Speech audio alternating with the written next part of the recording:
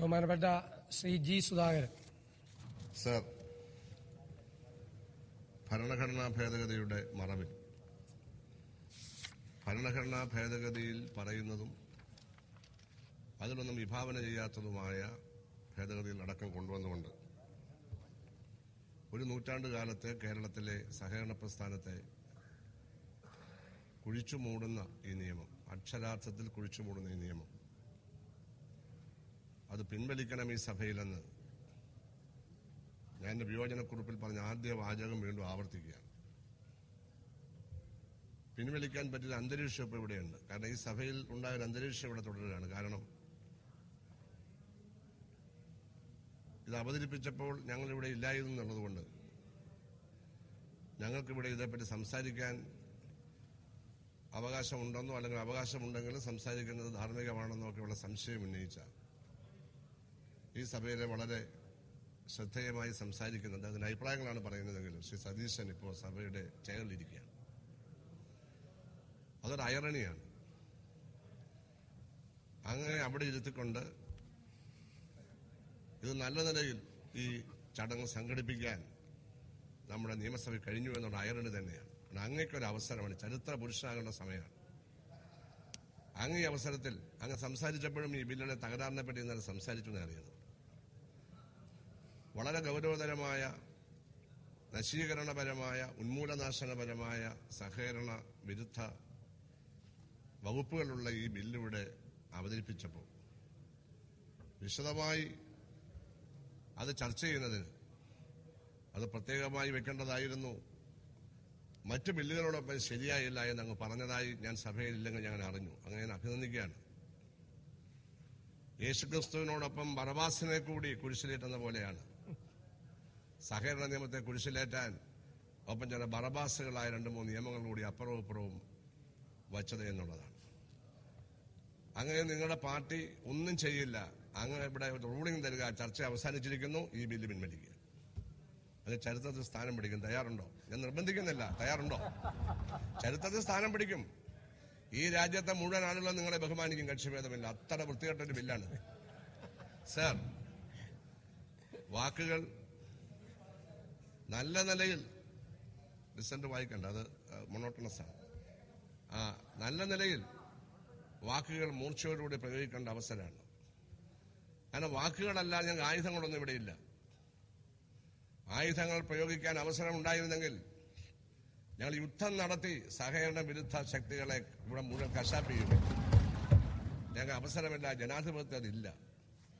Sir, ഞാൻ എഴുത്തച്ഛന്റെ വാക്കുകൾ ഓർക്കുകയാണ്.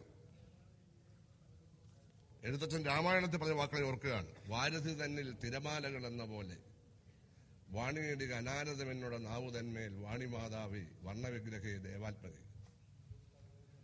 വളരെ ചടുലമായി സംസാരിക്കേണ്ടതാണ്. അപ്പുറത്തൊന്നും സംസാരിക്കണം, ഡിസന്റ് ഇല്ലെങ്കിലും അവസ്ഥ സംസാരിക്കുന്നില്ല. സാർ, നമ്മുടെ സഹകരണ പ്രസ്ഥാനം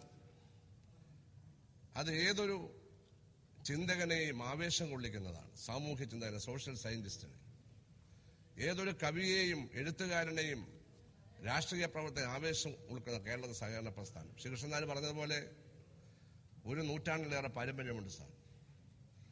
സാർ, ഒരു പൂന്തോട്ടത്തിൽ വൈവിധ്യമാർന്ന പൂക്കൾ നിൽക്കുന്ന പോലെയാണ് നമ്മുടെ സഹകരണ പ്രസ്ഥാനം.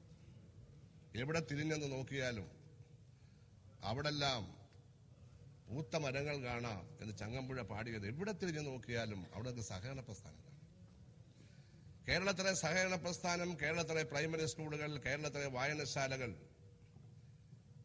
കേരളത്തിലെ വില്ലേജ് ഓഫീസുകൾ, ഇതെല്ലാം നമ്മുടെ നാടിനെ ജനാധിപത്യവൽക്കരിച്ച മഹത്തായ സ്ഥാപനങ്ങളാണ്. ഏറ്റവും പ്രധാനമാണ് സഹകരണ പ്രസ്ഥാനം. ആ സഹകരണ പ്രസ്ഥാനത്തെ പറ്റി ഓർക്കുമ്പോൾ എനിക്ക് ചങ്ങമ്പുഴയുടെ മനസ്സിനെയാണ് ഇപ്പോൾ ഓർമ്മ വരുന്നത്. കാരണം ആ വൈവിധ്യത, പൂക്കളുടെ വൈവിധ്യ, സൗന്ദര്യത്തിന്റെ വൈവിധ്യത, സാമ്പത്തിക സൗന്ദര്യമാണ് സാർ. ഗ്രാമീണരുടെ സാമ്പത്തിക സൗന്ദര്യമാണ് സാർ. അങ്ങേക്ക് അറിയാമായിരിക്കും, ഇവിടെ മിക്കവാറും എല്ലാവർക്കും അറിയാവുന്നതാണ്. ഞാൻ പറയുകയാണ്. മഞ്ഞത്തെച്ചി പൂങ്കുല പോലെ മഞ്ചിമ വിടരും പുലർകാലി നിന്നു ലതികെ നീയൻ മുന്നിൽ. പാടൻ രണ്ടഭിപ്രായമുണ്ട്. ലതികയെന്നുകൊണ്ട് ആയിക്കോട്ടെ. ലതിക എന്ന് പറഞ്ഞാൽ ചെടി എന്നാണ്, മറ്റൊരു സ്ത്രീയുടെ പേരാണ്. ആയിക്കോട്ടെ, ലതിക എന്ന് പറഞ്ഞാൽ ഒരു ചെടിയാണ്, മറ്റൊരു സ്ത്രീയുടെ പേരാണ്. ജംഗമുടെ സ്ത്രീയുടെ പേര് തന്നെയാണോ പറഞ്ഞതെന്നൊരു സംശയം വിമർശകർ ഉന്നയിക്കുന്നുണ്ട്. ശിവദാസൻ നായർ പറഞ്ഞ ലളിതയാണ് സ്വീകരിച്ചിരിക്കുന്നു. അപ്പോ എന്തോ ലളിത നീ എൻ മുന്നിൽ നിർവൃതൻ പൊൻകതിർ പോലെ. സാർ, നിർവൃതിയുടെ പൊൻകതിരാണ്, ഗ്രാമീണരുടെ സാമ്പത്തിക നിർവൃതിയുടെ പൊൻകതിരാണ് സാർ ഈ മഹത്തായ സഹകരണ പ്രസ്ഥാനം. അവർ രാവിലെ പോകുന്നത് സഹകരണ ബാങ്കിലേക്കാണ് സാർ. ആ മനോഹരമായിട്ടുള്ള ആ ബാങ്കിന്റെ സാമ്പത്തിക സംവിധാനത്തിൽ അവരെ ആവേശഭരിതരായി അതിനോട് അവർ സക്രിയമായി പ്രതികരിക്കുകയാണ് സാർ. സാർ, നമ്മുടെ ഗ്രാമങ്ങളിലെ ഗ്രാമീണരുടെ ഗുരുവായൂരപ്പനാണ് സാർ. അവിടെ എല്ലാ സാമ്പത്തിക ആവശ്യങ്ങളെയും പ്രസാദപരമായിട്ട് സാധിച്ചു കൊടുക്കുന്ന ഒരു മഹത്തായിട്ടുള്ള സ്ഥാപനമാണ് സാർ. തീർച്ചയായിട്ടും തെച്ചി മന്ദാരം തുളസി പിച്ചകപ്പൂ മാല ചാർത്തി ഗുരുവായൂരപ്പ നിന്നെ കണി കാണണമെന്ന് പറഞ്ഞ പോലെ ഈ സഹകരണ പ്രസ്ഥാനത്തെ രാവിലെ കണി കാണണമെന്ന് കൃഷിക്കാരൻ ആഗ്രഹിക്കുന്നു സാർ. അതാണ് സാർ നാരായണനും ശ്രീ കൃഷ്ണനായരും ഇവിടെ പറഞ്ഞ കൃഷിക്കാരുടെ പ്രസ്ഥാനം. നിങ്ങളെ ആട്ടി ഓടിക്കുകയാണ് കൃഷിക്കാരെ.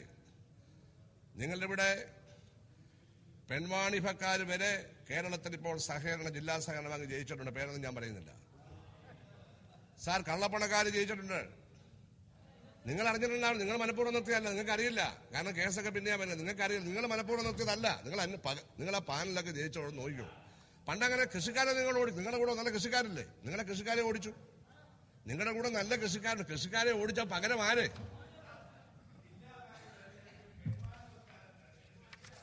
പേര് ഞാൻ പറഞ്ഞില്ല.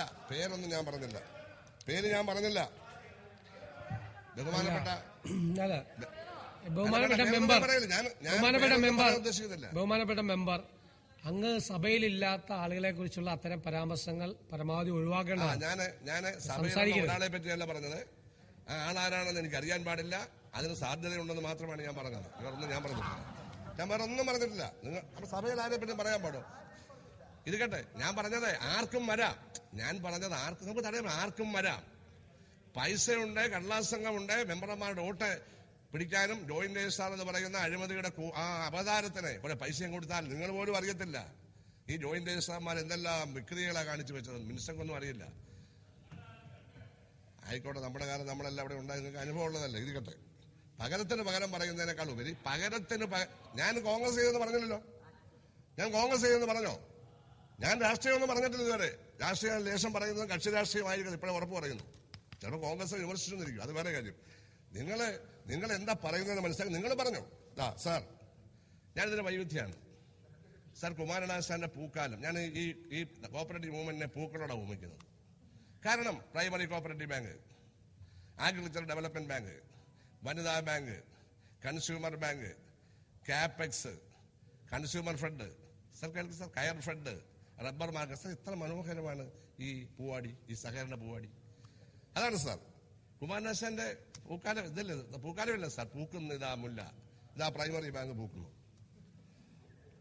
പൂക്കുന്നിലഞ്ഞ് ഇതാ അഗ്രികൾച്ചർ ബാങ്ക് പൂക്കുന്നു സാർ. പൂക്കുന്നു തേന്മാവ് സാർ. ഏത് ബാങ്ക് വായിക്കോട്ടെ, ഒന്നാന്തരം കനിയല്ലേ സാർ. പൂക്കുന്നിലഞ്ഞ് വായിക്കുന്നു വേലിക്ക് വർണ്ണങ്ങൾ പൂവാൽ, ചോക്കുന്നു കാടന്തി മേഘങ്ങൾ പോലെ. അതുകൊണ്ട് കുമാരനാശാൻ കമ്മ്യൂണിസ്റ്റ് ആണ് എന്ന് പറഞ്ഞ റൂളിംഗ് ഒന്നും ആവശ്യപ്പെട്ട് കളയരുത്. ചോക്കുന്നു കാടന്തി മേഘങ്ങൾ പോലെ എല്ലായിടവും പുഷ്പഗന്ധം പരത്തി മെല്ലെന്ന് തെക്കുന്ന് വീശുന്നു വായു. ഉല്ലാസം, അതെ, ഉല്ലാസം ഈ നീണ്ട കൂകൂരവത്താൽ എല്ലാവർക്കും ഏകുന്നതേ കോകുലം. അതാണ് എല്ലാ നാട്ടുകാർക്കും ഈ സഹകരണ കോകുലം ഉല്ലാസപൂർവ്വം സാർ അഭിവാദ്യം കൽപ്പിക്കുകയാണ്. അതിനെ നിങ്ങൾ കൊല്ലുന്നതിനാണ് സാർ. പറയൂ സാർ, അങ്ങ് പറ. ശ്രീ ബാലകൃഷ്ണൻ അങ്ങ് അടിമുടി സഹകാരിയാണ്, ഇതൊന്നും ഞാൻ പറയുന്നില്ല. അങ്ങ് ഗാന്ധിയനാണ്. പക്ഷെ ഇപ്പൊ ഞാൻ ചോദിക്കുകയാണ്, അങ്ങ് ധൃതരാഷ്ട്രനാണോ? കാരണം ധൃതരാഷ്ട്രാലിംഗനം. ധൃതരാഷ്ട്രം കണ്ണ് കണ്ടുകൂടാ. അതാണ് അടുത്ത. അതിനേക്കാൾ ആലിംഗനത്തൊക്കെ പ്രധാനം കണ്ണ് കണ്ടുകൂടാ. അങ്ങ് നേരിട്ടൊന്നും തന്നെ കാണുന്നില്ല. അങ്ങനെ ഒന്നും കാണുന്നില്ല. ധൃതരാഷ്ട്രന്റെ മഹാഭാരതത്തിൽ മഹാനായ ഒരു അഡ്വൈസ്, ലോകം കണ്ട ഏറ്റവും മഹാനായ മന്ത്രി വിതുരർ, എല്ലാം അദ്ദേഹം കാണുന്നു. ത്രികാലജ്ഞാനിയാണ് വിതുരർ. ഭാവിയിലുള്ളതും കാണുന്നു, ഭൂതകാലം കാണുന്നു, വർത്തമാനെല്ലാം പറഞ്ഞു. അതുകൊണ്ട് ധൃതരാഷ്ട്രന് കണ്ണില്ലാത്തതുകൊണ്ട് യാതൊരു പ്രശ്നമില്ല. അങ്ങേക്ക് അങ്ങനെ ഒരു വിതുരരില്ല. അങ്ങേക്ക് മണ്ഡലികൾ മാത്രമേ ഉള്ളൂ. അല്ലാതെ നിങ്ങളുടെ സ്റ്റേറ്റ് തലത്തിലുള്ള ഉപദേശകർ പോലും ഇല്ല. അങ്ങ് ആ മണ്ഡലികളെ എതിർക്കേണ്ടതായിരുന്നു. ആ മണ്ഡലികളുടെ പിന്നെ നിയമമാണ് സാർ ഇത്.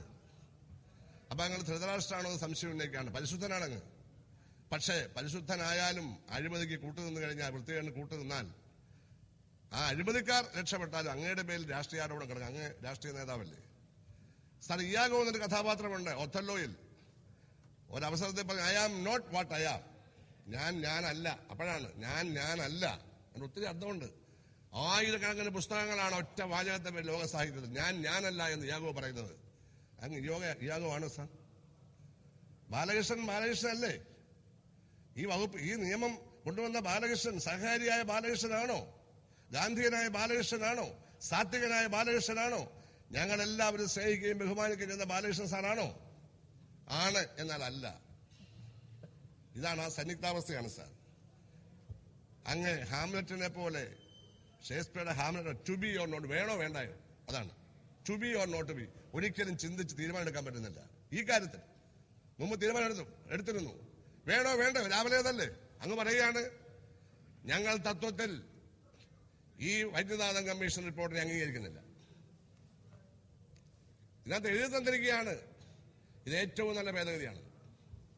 സാർ, വൈദ്യുതനാഥൻ കമ്മീഷൻ റിപ്പോർട്ടാണ് സെൻട്രൽ ഗവൺമെന്റ് അംഗീകരിച്ച് അതിലെ കാര്യങ്ങളാണ് ഈ പറയുന്ന ഭരണഘടനാ ഭേദഗതി. അത് അവതരിപ്പിച്ചുകൊണ്ട് അതിന്മേൽ ഞങ്ങൾ ചോദ്യം ചോദിക്കുമ്പോൾ ഞങ്ങൾ അത് അംഗീകരിക്കുന്നില്ല എന്ന് പറയുകയും അത് പാസ്സാക്കണമെന്ന് പറയുകയും ചെയ്യുന്നത് to be or not to be അല്ലേ സാർ? വേണോ വേണ്ട, അതാണ് ഞാൻ പറഞ്ഞത്. ഇപ്പൊ അദ്ദേഹത്തോട് പറഞ്ഞത് തിരിച്ച് അങ്ങയോട് പറയുന്നു, അങ്ങ് ഈ ബില്ല് പിൻവലിക്കുക. അങ്ങും ചരിത്ര പുരുഷനായിക്കോട്ടെ. സതീശൻ അവിടെ ഇരിക്കും, ബഹുമാനപ്പെട്ട സതീശൻ ഇരിക്കുമ്പോൾ അങ്ങ് പിൻവലിക്കുക. എന്നിട്ട് നമുക്ക് ചർച്ച ചെയ്യാം സാർ. പ്രതിപക്ഷവുമായി ചർച്ച ചെയ്യാതെ ബില്ല് അവതരിപ്പിച്ച് ശരിയാണോ? ഒരു സഹകരണ ബില്ലല്ലേ? ഭരണഘടനാ ഭേദഗതിയുടെ അടിസ്ഥാനത്തിൽ ബില്ലാകുമ്പോൾ ഭരണഘടനാ ഭേദഗതിയുടെ സാരാംശം നമുക്ക് ദോഷമില്ലാതെ എങ്ങനെ ഇവിടെ പാസ്സാക്കിയെടുക്കാം എന്ന് ഞങ്ങൾ അങ്ങയോട് പറയുമായിരുന്നു. ബഹുമാനപ്പെട്ട മുഖ്യമന്ത്രിയോട് പറയുമായിരുന്നു. നിങ്ങൾ അവസരം തന്നില്ല. കാരണം ആ ഉപദേശമൊന്നും വേണ്ട, ഞങ്ങൾ ഉദ്ദേശിച്ചിട്ടുണ്ട്. സഹകരണം തേടിയോ പ്രതിപക്ഷത്തിന്റെ? ചർച്ച ചെയ്യാമായിരുന്നല്ലോ. നിങ്ങൾക്ക് നേരത്തെ കൊണ്ടുവരാമായിരുന്നു. നാളെ ആകുമ്പോൾ 1 വർഷം തികയാണ്. ഓട്ടോമാറ്റിക്കായി ഭരണഘടനാ ഭേദഗതി നിലവിൽ വരും. ഈ ബില്ലൊന്നും പാസ്സാക്കണ്ട, ഓട്ടോമാറ്റിക്കായിട്ട് വരും. അത് അറിഞ്ഞുകൊണ്ട് നാളെ എന്ന് പറഞ്ഞാൽ 15-ാം തീയതി, 14-ാം തീയതി, നാളെ അങ്ങ് ഇന്ന് കൊണ്ടുവരികയാണ്. അങ്ങക്ക് 6 മാസം മുമ്പ് കൊണ്ടുവരാൻ പാടില്ലായിരുന്നോ? നമുക്ക് ചർച്ച ചെയ്യാൻ പാടില്ലായിരുന്നോ? തീർച്ചയായിട്ടും ഭരണഘടനാ ഭേദഗതി വന്ന സ്ഥിതിക്ക് നിങ്ങൾക്ക് പാസ്സാക്കേണ്ടി വരും. പാസ്സാക്കുമ്പോൾ നമുക്കതിനകത്ത് ഒരുപാട് കാര്യങ്ങൾ ചെയ്യാം. കൺസീൽഡായിട്ട് ഒരുപാട് കാര്യങ്ങൾ. നമ്മുടെ പ്രസ്ഥാനത്തെ, നമ്മുടെ കുഞ്ഞിനെ നമുക്ക് രക്ഷിക്കാം. സാർ, ശ്രീകൃഷ്ണനെ എങ്ങനെയാണ് സാർ കംസന്റെ കയ്യിൽ നിന്നും തെറിച്ചുപോയ ശ്രീകൃഷ്ണനെ എങ്ങനെയാണ് സാർ രക്ഷിച്ചത്? എങ്ങനെയാണ് സാർ ആ പിതാവ് രക്ഷിച്ചത്? എവിടെയെല്ലാം ഒളിപ്പിച്ചു വെച്ചാണ് സാർ. ആരും അറിഞ്ഞില്ല ആ കുഞ്ഞുണ്ടെന്ന്. അവസാനം കംസനെ കൊന്നു. അതുവരെ ആ കുഞ്ഞിനെ അയാൾ അറിഞ്ഞില്ല. കംസൻ കൃഷ്ണൻ ഇല്ലാന്ന് പറഞ്ഞിരിക്കുകയല്ലേ. അതുകൊണ്ട് നമുക്ക് രക്ഷിക്കാമെന്ന് സാർ. കേന്ദ്ര ഗവൺമെന്റ് ആകുന്ന ഈ കംസന്റെ കയ്യിൽ നിന്ന് ഈ മഹത്തായ കുഞ്ഞിനെ രക്ഷിക്കാൻ ഞങ്ങളുടെ ഉപദേശം തേടിയിരുന്നെങ്കിൽ, ഞാൻ കോൺഗ്രസ് ഒന്നും പറഞ്ഞല്ല, കേന്ദ്ര ഗവൺമെന്റ്, അത് അമേരിക്കയുടെ സബ് കമ്മിറ്റിയാ, കോൺഗ്രസ് ഒന്നും അല്ല അവിടെ ഭരിക്കുന്നത്. എന്റെ പ്രിയ സുഹൃത്ത് കൊച്ചരിയൻ പോയിട്ടോ ഫോട്ടോ എന്തിനാ അമേരിക്കയുടെ സബ് കമ്മിറ്റി എന്ന് പറഞ്ഞു. സാർ, രാജ്യത്തെ